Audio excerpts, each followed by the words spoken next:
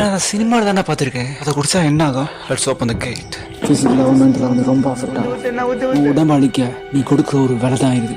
அப்புறம் அதுக்கே நீ அடிக்ட் ஆயிடுவ. You're trapped. It will affect your heart, liver and mental health.